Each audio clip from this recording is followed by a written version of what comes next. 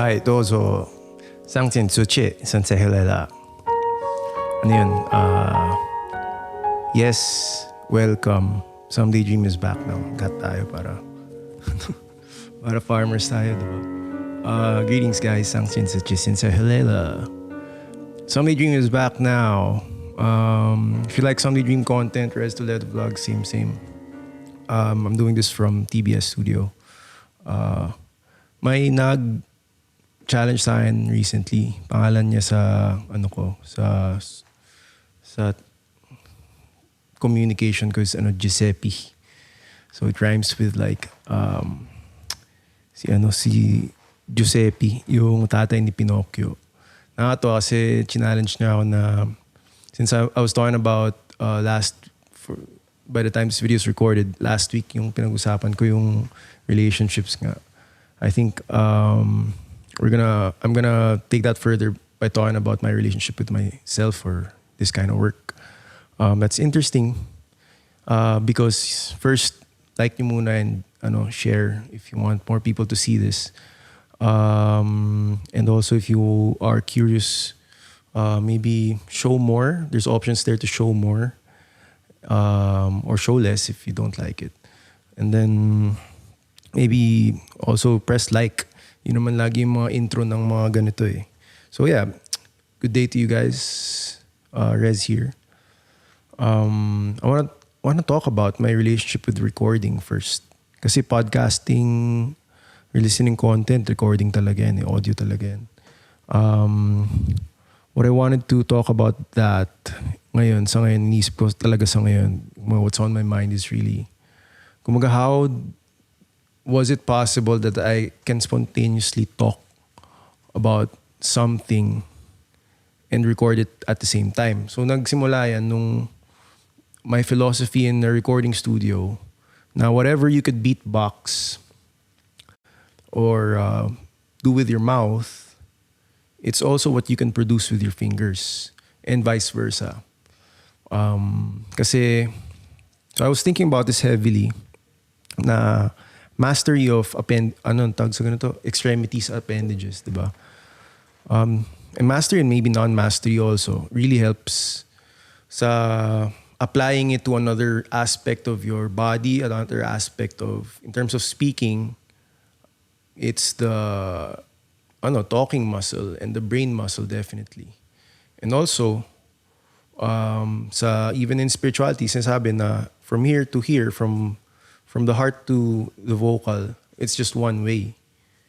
One way lang. And yung sabihin pala nun sa science, i-drop ko na rin, is like, kasi yung esophagus is just hanggang dito eh. If you're listening, may gesture ako from my mouth to sa my lungs area, heart area. Yung pala yung sasabi nilang one way lang. If you're lying, maalata. Pati parang hindi masyadong lalakas yung mo kasi nagsisinungaling ka eh.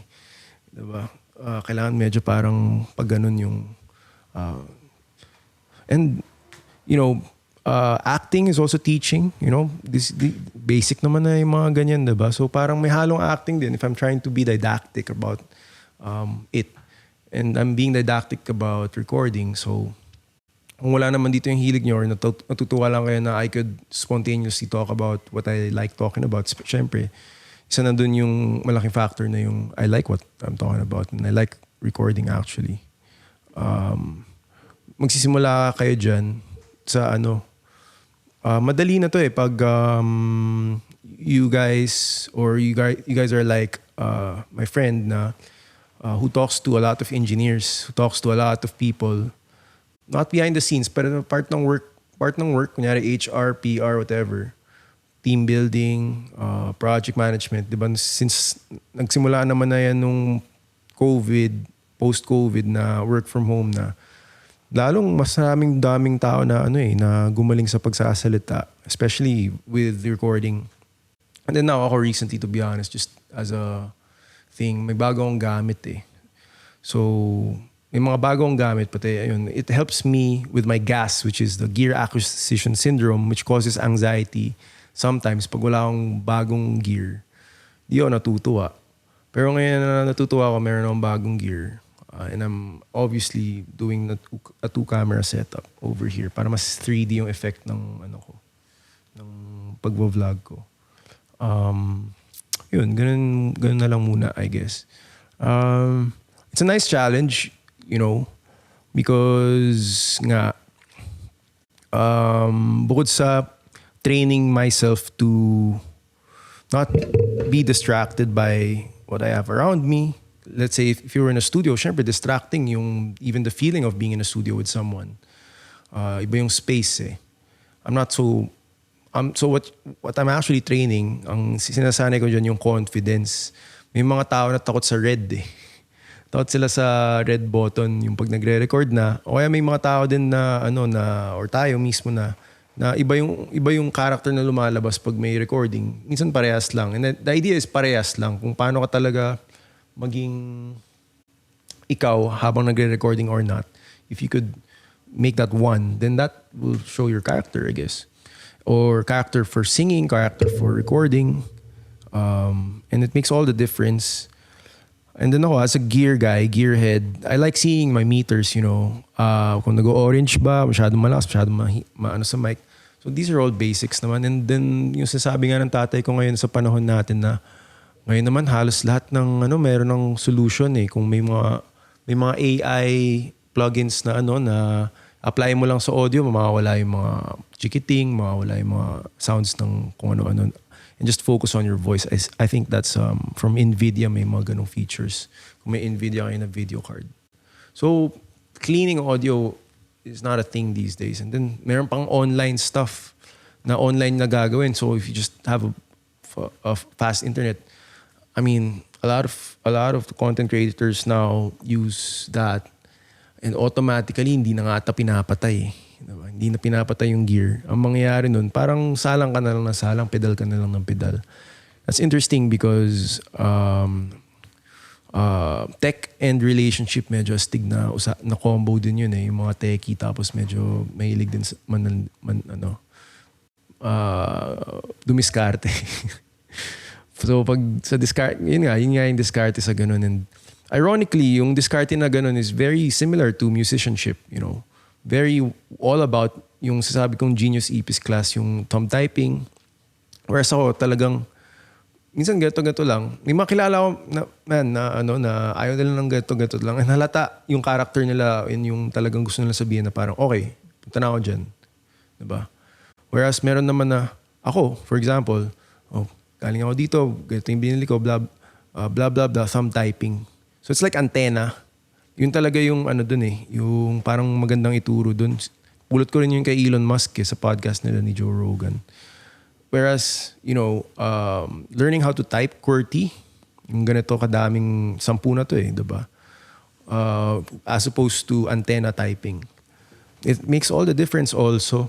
Kaya nga mga instrumentalist usually magagaling sa ganyan. Natitraining naman yan eh. Yung sa mga bata kung may mga anak na kayong chikiting, as much as possible, sanayin nyo na makakagamit nga sila ng pinky eh. May funny story ako dyan. Dati ganito ako uminom ng So for the listeners, I'm making a cup container. And then nakatayo yung pinky or yung ring finger in yung pinky. So parang pang sosyalin daw yun. Pinapagalitan ako kasi minsan nasa wedding kami ng road manager ko nun. Parang sinususot ako na ba't naman nakataas yung mo. Either baka mahalata kang galing sa ganong klaseng pamilya or bading ka. Nowadays, iba na yun syempre. Normal naman na yung hindi ganon at hindi ganon. So I don't really know what na yung basis, diba? I mean, like right now, spontaneous talking about stuff is like really having a good train of thought even and always referring to what I'm talking about before, which is like, you know, accepting a challenge of talking about talk. So meta talk, right? Meta recording. And I'm actually kind of the expert in that. Having been said na, having admitted that I almost did 6 hours a day of recording, even with instruments, mag-gigitara ako, mag-synthesizer ako, magpapiano ako. Tapos may kausap pa ako, may mini-mentor pa ako noon or meron pa ako nung inaalagaan na anak ng mayaman. Ganun yung naging training ko sa sarili kong studio. And if you're, just thinking of it from like a vlogger or musicianship perspective, ang cool dyan na yung kailangan magka-studio ka agad. Di kailangan sobrang ganda. For example, this was my life's work kind of blessing of a studio. And investment ng family namin as, because na ako, kumbaga 20 years, almost 10 years na akong creative nun, hindi na ako mapigilan. Imbis na mag-build ako sa iba, dito na lang nilagay yung aking borrow. Now, a lot, I think a lot, hindi ako nag-generalize, pero marami ng bata na may studio eh. Hindi kaya nung punta yung mga brad ko dito isang beses, around 40s, 50s na sila by now. Nahuli ko silang usap, tanong mo yung trip nitong mga family na to, meron talaga silang parang lungga para lang sa self-expression, recording, and the like. And what I would say to that is, yeah, it's totally possible now to build studios, like create acoustically balanced stuff, and rekta podcast ka na kung lalaki ka, diba? Or mahilig ka talaga yung marami kang sinasabi or nire-record. Kung babae naman, usually, diba, they use it for Omegle, for online stuff. And then, sabi rin Peterson, pag nagsasalita ka, kailangan yung tindig mo, totoo. Pag tindig mo, totoo, hindi naman sa totoo eh. Parang he meant it as like, kailangan maganda yung tindig mo rin habang nagsasalita ka. Kasi pag di maganda yung tindig mo, yung stance mo, kumbaga sa mga artista, alam nila yung stance eh. Alam nila yung positioning, yung blocking. Magaling dyan yung mga artista eh. And then, yung effect na sa Gen Z ngayon, since puro artista naman pinapanood nila, kahit matatanda, di ba? Kahit sino naman eh, nag-Netflix and chill, puro artista at mga behind the scenes ng artista yung pinapanood. Pause. Para hinga-hinga muna. Ang tendency nun is using mimicry, gitai in Japanese, in Nihongo, to really, literally mirror your countenance, your expression. So it's pretty nice also that if you could get some sanayan sa ganyan. It's great. It's great stuff. I mean, mainit sa una, as in parang distracting, fucks with your brain kind of thing. But you'll get to a point where like you could be Bruce Lee about it. Just be like, treat it like water. And it's so nice to... Bale, ang pinaka-tip ko lang sa recording is once you're recording, red means recording, yung channel na yun ba, na mapula na eh. So, kung ano yung kailangan mo sabihin, what's in your head, from the mouth to the third eye to the some brain imagination kind of thing. It's 1,000 ways to die, a 1,000 ways of creativity, 1,000 ways of making it happen. So definitely kailangan makapagbilang ka from 1 to 1,000 kung kaya mo na yun. Kung kaya mo na yung magbilang ka from 1 to 1,000, it's really more about blueprinting that naman. Kasi merong mga sabi nila, nakakapagbilang na sila ng 1 to 1,000. Hindi naman, gumraduate ng math sa college, diba? I mean, some people could get away with that because may mga mga 23 years old na hindi pa rin nakakapagsalta, hindi pa rin nakakapag-record, is not trained with a red button and stuff like that. Yeah, and this guy who sort of challenged me, we're into red pill kasi. Red pill media, red pill content. And I'm not sure kung di naman to sobrang sa red pill talaga. I guess I could only just call it red pill because it's real time and di ako napipigilan sa gusto kong pag-usapan, parang ganun. And also yung mga yung listeners naman ito, Risuna, ng Rez Vlogs are like, I probably assume na medyo red pill din kayo. If you're not red pilled, I mean, okay lang din. Pati, kasi di rin naman kayo nakaka-reply, pati hindi rin mga joke lang. So parang ganun yun, diba? Training the red pill inside all of us. Sabi nga, isa rin namin na tropa na kalbo. Yung aspect ba na scripted pero hindi scripted ba pero totoo. Yun, and sa statement pa lang na yun, parang naisip ko na kanina, yung that's why nga gumawa ko ng base Tagalog theory of everything. Because when we say scripted na pero hindi totoo, scripted na pero totoo pala. So parang that pertains to metafiction as well of things. At yung mga paborito ng mga since literally hindi naman yun yung screen naman isn't the reality. It's just a hyper reality. It's just a meta self-referring reality. Pero yung content nag-ooze pa rin from there, and you just need to be able to figure out what a recordist does. Kung may yung language nga is merong studio, merong mga camera, ganyan, ilaw. Pag nakompleto mo na, para ka na lang nasa gym. And it would be very nice if you could have gym buddies, So there's content creators that I see doing comedy. Parang binabayaran nila yung empleyado nila para to do comedy. Sila na rin nagpapakain. Wala namang masama sa ganun as long as kumikita sila sa ganung klaseng content. And making content is really like natutunan ko rin kay PewDiePie yun na parang it takes dedication and it takes yung nag full time na siya kasi nga sobrang dami niya ng views. Nakaka-inspire yun kasi dinala niya yung YouTube talaga Now, for this aspect of things, I'm just really saying that I'm taking on the challenge of talking about talk. So, iba rin yun kasi like for example, it's not every time that you could do it. Especially lalagay ka rin babagay ka sa okasyon. Hindi naman pwede na ganito agad ako sa strangers. And also if strangers are around, like what I said in the previous video, diba parang sabi ko nga medyo may confidence ako sa boses ko kahit di ako lasing. Kaya in a restaurant for example, when I tend to parang sabaw, ang rest kasi ang restaurant sa akin pag kumakain ganyan. Medyo sabaw kasi napoproject ko yung boses ko ganyan. Siyempre pag di masyado maganda yung acoustics, nagbabounce talaga. And parang na-experience ko na to while dining around na nakikinig yung mga tao talaga.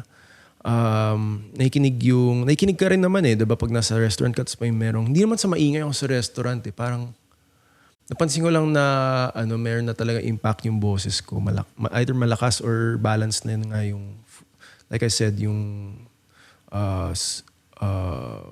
esophagus, yung heart chakra to mouth chakra. And that also helps if you could walk around, tighten your abs and your diaphragm and talk. Now, the opposite of that is to zen it, which is to ibaba mo yung diaphragm mo and talk from there and really just record. Para you can get into a flow of recording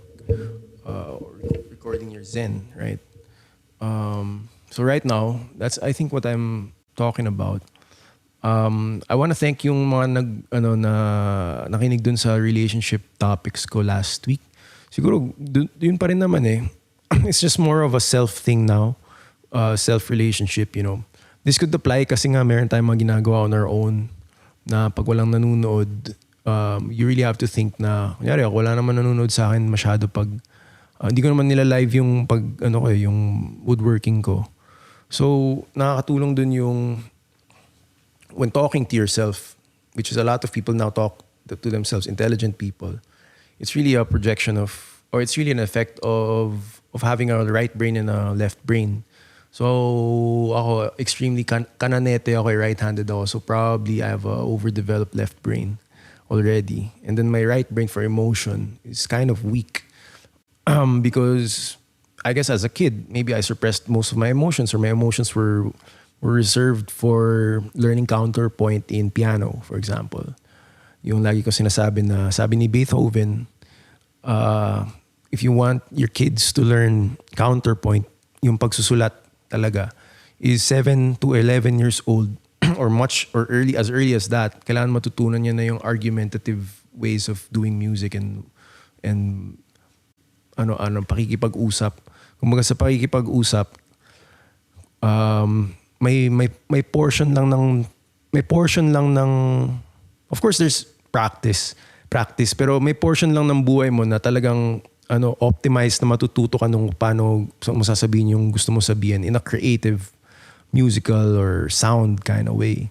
And that's young. That's young. Definitely from artists also. But that doesn't save you from suffering. Like Beethoven, binubugbog siya ng tatay niya kahit na sobrang ganun na siya. Sobrang sikat na niya nun Hindi pa rin siya naintindihan ng tatay niya, kinakaladkad pa rin siya. And like, may mga ganung aspects from before. And for a while, di ba, parang, yun din yung mga parang naririnig or na-vibe natin na emotion from even BPO workers, right? Even people who worked in the service industry. So maybe, ang weird ng pag dalawang camera. Pero I'm gonna get used to it. Hopefully the listener also get the listeners also get the feel of what I'm doing. Ano ba? Ang okay na ending siguro yung what to avoid na lang if you wanna get into the flow more of movement when it comes to using energy, diba? Na yung ang tao, meron lang tayong meron tayong laging dualismo. Meron tayong left brain, right brain, meron tayong upper functions, lower functions, diba? So, i-avoid natin yun. And ako, sa mga panahon ngayon, na-apply ko yan sa study of house management, ekonomiya. Na if you could stay in the real economy, yung stocks, yung up, then stay there. Concepts, mga higher, di naman sa mataas na pag-aaral, pero yung mga higher lang. Basta, then talk about, like I talk about music, I talk about light, reading. Basic pa rin naman kahit mataas. And then yung opposite nun, yung mababa, yung service management, yung economy, yung sabi na ganito, kaibigan ko ganito, sabi ni ganyan, or ginawa namin na ganito, yun ang service economy na tinatawag. Na it's all about lang, yung parang kumbaga serbisyo na. Kaya mapapansin mo, ako criticism ko sa media ngayon is like, puro sila service economy or sinushoot nila. Yung mga nagsushoot, puro service economy, self-serving or serving another brand or serving another entity. It's self-serving. Serving pa rin, diba? Pero kumbaga, papakainin or pinapakain, it's still, like tao to tao. It's not like, or it's like business to business. It's not like, or operation to operation even. It's not like when it's real economy, it's numbers, stocks, values. So I'll end with that. Thanks for the challenge, Giuseppe. And you got a special mention from me, brother. And sana ma-enjoy nyo pa more yung mga, pwede naman kayo mag-PM and mag-request kung ano yung gusto nyo pa kung expound, because I really am very spontaneous when I'm recording. So I hope you guys like this piece and check out the other videos. My name is Rez. See you guys. Bye. Peace.